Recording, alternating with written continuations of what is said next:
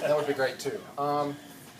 You'll have some time because Jim said he was going to speak 1 minute for every year of your government service. You're going to be here for a little while. The second thing is I hope you have briefed Henry that we really would appreciate no more of these spousal outbursts like we had at Tom's party. Although it added some fun to the day. I thought it was kind of fun, so that was fun. So we are here today to obviously celebrate Debbie's retirement, and you know, it's like a going away in some ways, a regular going away, changing jobs or something like that. But it's obviously a lot more than that because while we're all sad to see her leave, we've all still got that excitement for her. This is a great new phase of your life you're entering. Very exciting time. And of course, that's all accompanied by the bitterness and envy of those who wish we could retire along with you. We're going to keep going as we can. I thought I would actually be really sad to see you leave.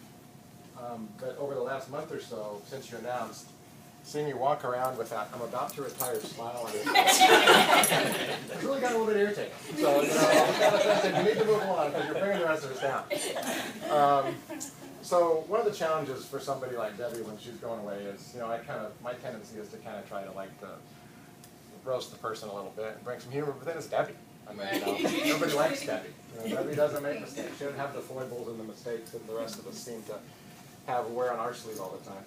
So I actually went to Henry and asked him if he could help me come up with any embarrassing stories or mistakes she made or anything like that. And Henry got this really scared look on his face. He said, "I have no independent recollection of Debbie ever making a mistake." And then I said, "Come on, Henry, you know, work with me. Give me a little help here." And he said, "Well, look, you have to realize she's been with me through it all. She was there when I've had health issues. She was there when I had job issues. She was there when I've had money issues. She was there when we had issues with the house. She was there when Cherie had any issues. She was there when her family has any issues. Now, in retrospect, I can see how she's been some bad luck, but you know, she's never made a mistake. So you know, she's been a great. You know, you've told me before. She's been a great wife. I know she's been a great mom for you, and she talks about you guys all the time and loves you so much. And that's been one of the great things having her here is that we have a family here, and it's just that you all are part of the family along with us. One of the things that people said to me right when they got the announcement was the thing they couldn't believe was that you've been in the government for 40 years. The prevailing comment was like, "What did she start when she was 5?" So, but you know, Debbie's done a lot of unbelievable things in her life, and some in work and some out of work. And a few weeks before, I guess it was right before you announced that you were going to be retiring, one personal thing she told me about, she said was, "I'm going to run this half marathon." And who did you run that with? You ran that with? Cherie. Okay. And MJ. I'm going to run this half marathon. And I said, yeah, and MJ. I said, "I didn't realize you were a runner." She said, "Well, I'm not." And I said, "Oh, okay, but you've been training, right?" She says, "Well, no, not really." I said, "Well, when is this half marathon?" She said, "It's in 2 weeks." And I thought, well, that's gutsy, you know. So I said, "Well, you know, are you going to train some for it?" She said, "I'm going to train some for it." So I'm going to train some for it. So, you know, her office was right over by Tom's, and a few days before the marathon, or the half marathon, she went out to lunch and came back with a bag. And Tom asked her, I guess, with the bag what she was shopping for, and she pulls out these socks. She said, "Did you know they make special socks for running?" With a pattern on the bottom. And Tom told me later, he said, "You know, I didn't really have the heart to tell her, you know, that they make special shoes for running."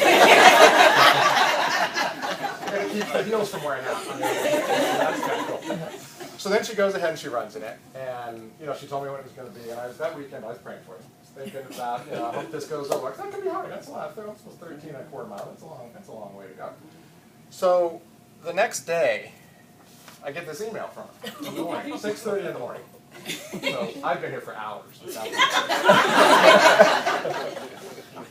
"Hi, Doug and Jim. I won't be in the office today." So what I'm thinking is, if it was me, it's like, I'm in traction. I can't feel my legs. I've got 6 IVs hooked up to me to replace all the fluids. But her email goes on. "I won't be in the office today. My sinuses are bothering me, and the medication I'm taking makes me drowsy." So here's a woman who doesn't run, doesn't train, goes and buys some socks, runs a half marathon, and she doesn't come to work because she's tired from her sinuses. Next day she comes in, asks her how she's feeling. fine. Thought I was going to have to take some ibuprofen, but I didn't. Pretty impressive. I thought it was pretty impressive. But Debbie kind of lives in the world of impressive. You know, I mean, she's always been so impressive and amazing here. I mean, you started paralegal when you started out, right, and doing litigation stuff. Became a supervisor at that. Started taking on more of the admin stuff. One of the most impressive things you've done is coming up with your job title. I still don't know exactly what that is. It's like supervisory, paralegal, administrative specialist, extraordinaire. I think you put the extraordinaire on. But it's, yeah, but now it's emeritus. So, you know, but you've always done an amazing job with everything. You're just so impressive. And this is not in any way a slight to Jim or to Bruce. Well, I can work it into a slight to Jim. I'll try to do that. But it's not a slight to Jim or Bruce or Frank or Paul or any of those people. But it's just the consensus. There is no doubt. If everybody says, if there's in every organization has that one person that is the key, the linchpin that keeps the gears moving and keeps everything going, and that is you. There's not a doubt. That's you. And like I said, that's not a slight to the leadership of the section or anything. But you just keep things running here. You keep it running on time. You keep the trains running on time. You do everything. I mean, the HR stuff, the personnel and HR would be close to the same. The HR stuff, you know, furniture, phones. I would say computers, but nobody can get the computers worked out, so we don't expect that. But you know, everything. There's not a person in here that hasn't been positively affected in your career by Debbie. She's done something for you. You may not even know it, but you probably do, because she does so much for so many people.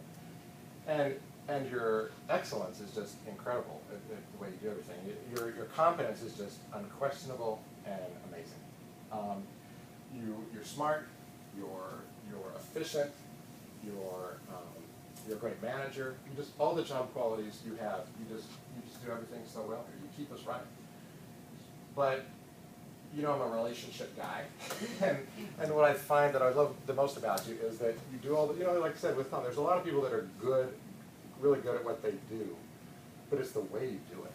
I mean, you bring a serenity to the office and to everything you do that's just, it's hard to even imagine. You never seem flustered.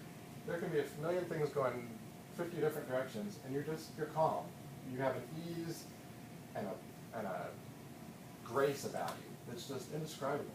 And it's been such a pleasure in this office, and so valued by everyone here to have that in our office. It just brings such a peace and a calm to our office, and it really did foster the whole family feeling that this office has always had, I think. And you know, whatever the problem was, we could come to you, and you always knew the right person to call. You always knew who to go to. But it was never, you never gave me the phone number of the person to call. You said, I'll take care of it. I'll take care of it. And it was taken care of. That's the way it always is. Debbie, what do we need to do about this? I'll take care of it. And it was done. And it's always the extra mile and the thoughtfulness and that you brought to your job. So I remember I'd be here late in the evening working. Sure. Yeah, that one time. After I got up to 6:30 to get her email. Yeah. So, and I would be leaving, and there'd be an office door open, and Debbie was in there. It was one of the new attorney's offices, and she's in there dusting the office, straightening it up, and putting flowers for the person for their first day so they have something nice to come into the next day. And that's just the kind of person you are, and we all love you for that. I mean, and that can't be replaced. You've been a presence in this office that just will not and cannot, and we don't want to replace it. And, you know, we can never do that. We'll always remember you the way you've been and all that. But, so, you know, I know all of us are going to miss you terribly. I know I speak for all of us when we say we're really going to miss having you here. Like I said, partly professionally, but mostly personally. And just because you're such a great person. And I know your family already knows that, but I hope it's nice to hear it from other people that see her every day also, to know what a great person she is and how much sunshine and love she has brought into this office.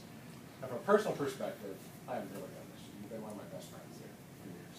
And I've enjoyed hearing the stories about the kids and the family, and you've kind of watched my kids grow up too, and it's just, I've loved sharing those stories with you. And you've been part of our family, and we really just love you so much and appreciate all you've done.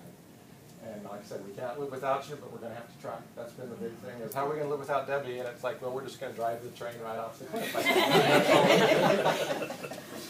And everybody's saying, well, you know, nobody wants to try to fill your shoes. But we're going to do our best to struggle on without you. But you will always be loved here and cherished.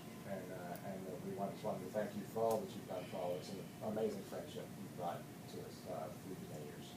So thanks so much. Oh.